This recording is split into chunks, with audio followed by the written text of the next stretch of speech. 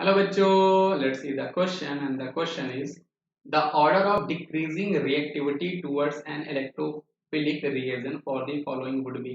मतलब यहाँ पर हमारे पास 4 ऑर्गेनिक कंपाउंड दिए हुए हैं, हमें इनका डिक्रीजिंग ऑर्डर लिखना है फॉर इलेक्ट्रोफिलिक सब्स्टिट्यूशन रिएक्शन। मतलब जब इलेक्ट्रोफाइल आपका अटैक कर रहा होगा, इलेक्ट्रोफिलिक आपका रिएजेंट होगा, तो उस केस में इनकी रिएक्टिविटी का डिक्रीजिंग ऑर्डर क्या है। तो बच्चों आपको ये पता होना चाहिए कि जब आपका इलेक्ट्रोफिलिक रिएजेंट को अटैक कर रहा होता है तो उसके लिए हमें करना क्या होता है, हमें वो चीज़ देखना होता है जो आपकी इलेक्ट्रॉन डेंसिटी को बढ़ा रहे हो। इलेक्ट्रॉन डेंसिटी को अगर आपको बढ़ा रहे हैं आपकी रिंग में, तो वो आपकी फेवरेबल कंडीशन हो जाएगी, वो आपकी फेवरेबल कंडीशन हो जाएगी। तो आप कह सकते हो आपकी फेवरेबल कंडीशन क्या है, हमें इलेक्ट्रॉन डेंसिटी को अपनी रिंग में बढ़ाना है। तो आप इनका स्ट्रक्चर बना के हमें करके चेक करते हैं। जैसे पहला आपके पास बेंजीन रिंग है, दूसरा आपके पास टॉलुवीन है। क्या है आपके पास? टॉलुवीन है। तीसरा यहाँ पर आपके पास है बच्चों क्लोरोबेंजीन, मतलब यहाँ पे क्लोरीन अटैच है। और चौथा यहाँ पर आपके पास है फिनॉल।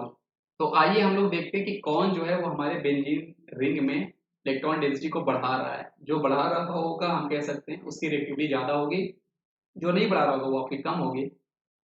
तो बेंजीन रिंग में आपके पास कोई तरह का इफेक्ट नहीं है, तो वो तो नॉर्मल है। CH3 जो है वो आपको प्लस आई इफेक्ट दे रहा है, और प्लस आई इफेक्ट क्या होता है, वो इलेक्ट्रॉन डेंसिटी को रिंग में बढ़ाते हैं, है ना। तो ये आपका इलेक्ट्रॉन डेंसिटी को बढ़ा रहा है।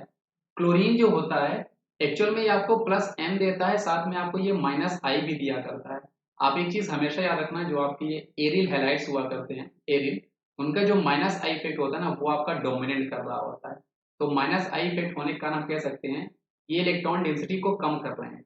इनका इफेक्ट जो है ये पुलिंग वाला वर्क कर रहा है, इलेक्ट्रॉन विड्रॉइंग वर्क कर रहा है। इलेक्ट्रॉन डेंसिटी को आपको बेंजीन रिंग में कम कर रहे होंगे, ये इलेक्ट्रॉन को डोनेट करके इलेक्ट्रॉन की डेंसिटी को बढ़ा रहे होंगे, है ना। और अगर यहीं पर हम लोग OH की बात करते हैं, तो OH का जो प्लस एम इफेक्ट होता है वो डोमिनेट करता है। इनके पास लोन पेयर है, ये लोन पेयर डोनेट करते हैं टुवर्ड्स बेंजीन रिंग, ये भी इलेक्ट्रॉन डेंसिटी को बढ़ाते हैं। और अगर इलेक्ट्रॉन डेंसिटी को बढ़ाएंगे तो ये हमारी फेवरेबल कंडीशन हो जाती है ना। और जो इलेक्ट्रॉन डेंसिटी को कम करेंगे वो हमारी नॉन फेवरेबल कंडीशन हो जाएगी। किस केस के लिए? जब हमारे पास इलेक्ट्रोफिलिक का रिएजेंट का अटैक हो रहा होगा, मतलब इलेक्ट्रोफिलिक सब्स्टिट्यूशन रिएक्शन हो रही होगी। अब आइए इस क्वेश्चन को हम वेरी इजीली, बहुत इजी समझते हैं। अब यहाँ पर एक चीज आपको ये ध्यान रखना होगा कि जो आपका मेसोमेरिक इफेक्ट होता है बच्चों, जो आपका मेसोमेरिक इफेक्ट होता है, ये आपका डोमिनेट करता है इंडक्टिव इफेक्ट को। इसको इंडक्टिव इफेक्ट को, तो ये कॉन्सेप्ट भी आपको पता होना चाहिए बच्चों।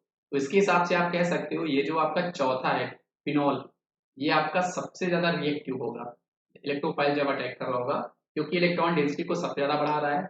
उसके बाद आपका ये टॉलुवीन मतलब दूसरा प्रोडक्ट आएगा। उसके बाद आपका बेंजीन मतलब पहला है ऑर्गेनिक कंपाउंड। फिर आपके पास तीसरा वाला सबसे लास्ट हो जाएगा, क्योंकि वो इलेक्ट्रॉन डेंसिटी को कम कर रहा है because of dominating minus I effect.